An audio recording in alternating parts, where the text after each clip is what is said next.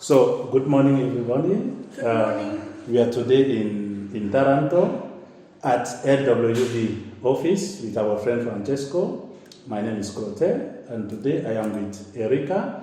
And we have to share the experience about her professional studies.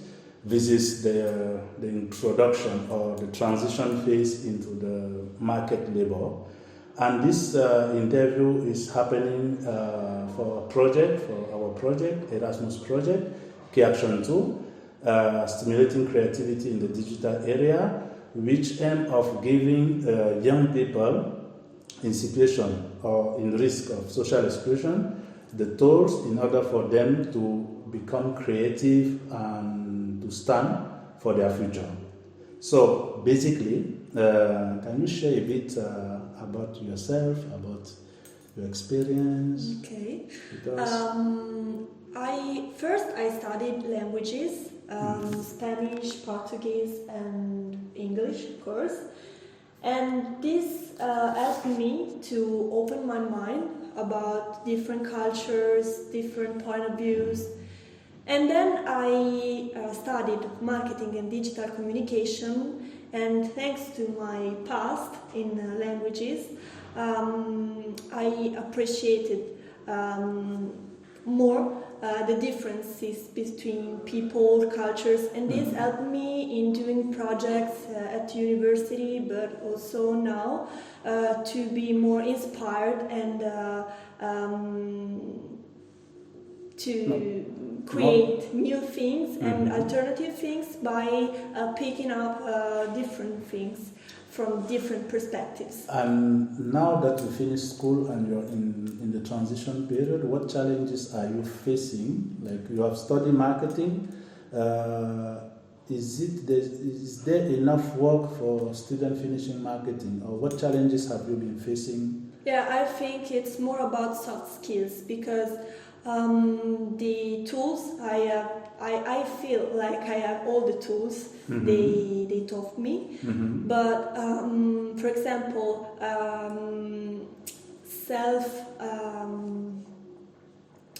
self-confidence is something that they don't teach you. Yeah.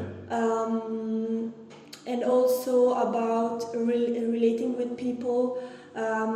It's not so easy because, for example, I work with a few people older than me, which is already a big difference. But also everyone had his point of views. Exactly. And I was trained during my projects at university in facing diversities and different point of views, but other people are like more experienced than me, so I felt like they didn't trust a lot what I was saying, and but now I'm training about that, and thanks to the Erasmus I did on the Arabia, now I'm more self-confident, and I can trust myself, what I experienced at the university, but also in life experiences that I did in my life,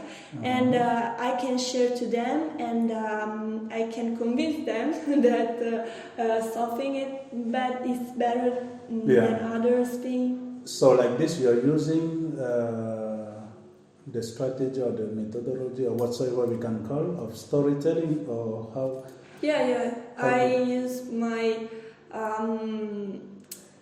in reality, when I'm passionate about something, I did spontaneously storytelling first. For example, when I wrote my thesis, I really believed in what I was writing, and this helped me in telling people about what I believed in. I want to be more concrete. I noticed that in Taranto there's a huge problem about garbage, and I used it to as a starting point, and then I searched a method who could be useful for Taranto people, which are very close-minded sometimes, and I found in nudges the perfect approach to convince them to do something which is positive for their environment, but for them too, in order to be also to have a social impact on society. And so I thought about what nudges can I use in a creative way to convince them to do something. And so I exposed my ideas, which were tangible things that people can do, but also creative things, such, for example, create a rage room for people who incentivate, I don't know how to say, I understand. Incentivate, you say it in English. So to incentivate people to raise awareness. Gather, for example, wood stuff, because we have a lot of wood left in the streets, and so gather them and then put in a lab where they can destroy them freely and with tools that can keep them safe, of course, and also create a lab where people, instead of destroying, can create something new, and this could be a little more interesting if people offering this space, this lab, create, for example, a contest where the better object, the more useful project can win a prize, and so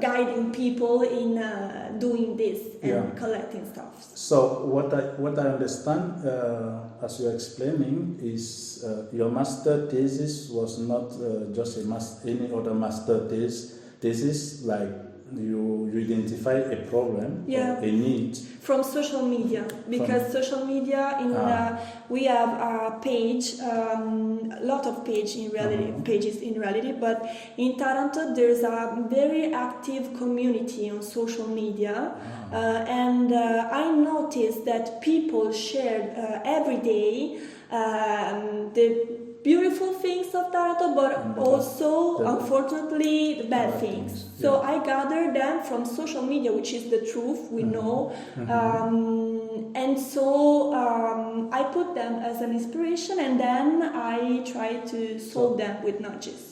Okay, so it's like you're also highlighting not just the needs or the problem identification, you talk about people of Taranto, so also the identification of the target group or the beneficiary of our product, if you're talking about marketing, and then social media as the channel to connect people with our good. Because if I take your master thesis with the problem you identify as a product that we could sell to a community, means that social media is also playing a very important role for company or for a young person that want, for example, to start like crafting things and selling, right? Yeah, it will be beautiful if people could share also, in this case, new objects created by the garbage that Taranto is collecting on the streets. So we can use social media to see the bad part, but also the beautiful part of what we are doing. What do you think of maybe thinking, instead of using social media to highlight the bad part, because the bad part on the streets, for example,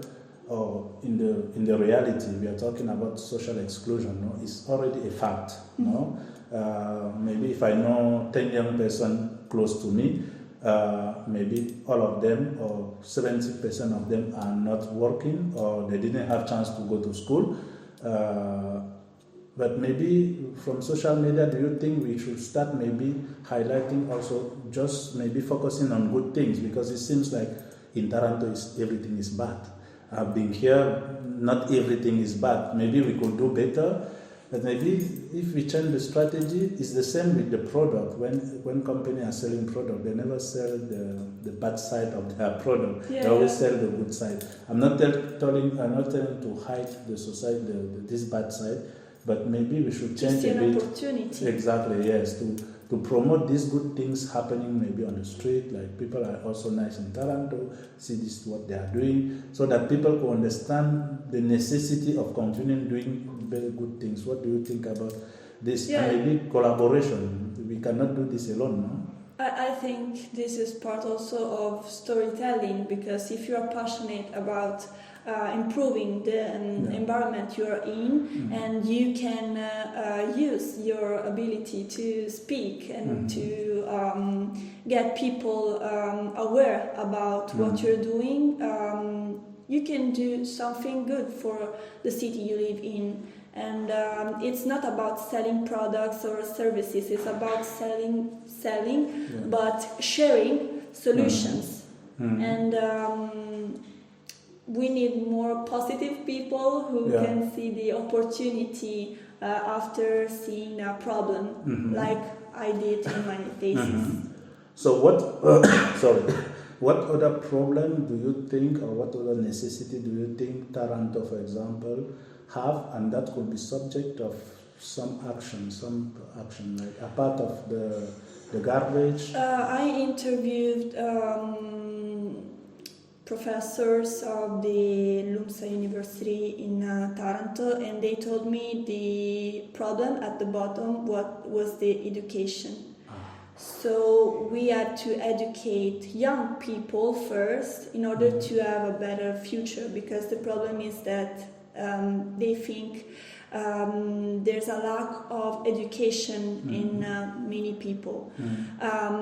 So I took this as an inspiration, and I thought about an initiative where young people can do some lessons on the beach with associations that are interested in gathering garbage, in order to do, for example, questions or games, creating competitivity, and make them aware about the huge problem we have for the environment, but also how they can be more not like the adults they see, but how they can save their future, because it's all about that. Do you think young people can do this alone? No, with associations that are with adults, with parents, with adults that are aware that we have to do something, we have to take action about this, because and it can also improve the social feeling of community, because young people, I read a statement in which it was said that young people feel alone, because they are always, this is the bad part of social media, unfortunately, they are always on the phone and they aren't socializing anymore. And organizing these days out of the school in the nature, because I know that nature be in an open space can help people with their creativity, but also socializing and reconnecting people with each other. So it's about a huge view, not just solving a problem of the environment. Is to work bit by bit on these small steps, because each necessity or each problem detected can open door to an action that everybody should involve. Okay, now that we are going to the end of our interview, thank you for your participation. It was not planned. People should know this. It was not planned, and we just found it like interesting to hear a young person voice regarding all these aspects of social inclusion, professional inclusion, because sometimes we are talking and then we are leaving young people aside. Even many projects we are writing in the practice, generally the effect is not really directly on young people, no? And it was nice to have you here for this practice. But to close, do you have something to say to not just to young people, but also to adults, which are the link between the past generation and the future generation? Because young people will become tomorrow responsible like the adults or parents that are now. What would you say to young people, and what can you say to parents, for example, which are the base of the family? That's hard to say, but I think we have to be always curious about everything, because curiosity brings to you new inspiration, new points of view, and so you are more open-minded and you can see an opportunity in everything, and believe in yourself, because I didn't, and I was wrong. Because now I know how I Okay. And for parents? For parents, listen to your children, because we are the future, and I don't know how to say, but say. Like me, I had a lot of ideas, because thanks to social medias, for example, with TikTok and Instagram, I saw... Without advertisement, eh? No. I saw a lot of things, such as my little sister, which is very open-minded, because she can see now everything, while adults cannot do this. And so we are more inspired. We have a lot of ideas, of new ideas, which have to be spread, but also listened to, in order to create a better future. Cool. Thank you very much. Thank you for the opportunity. We arrived to the end of our interview. I hope you guys love it.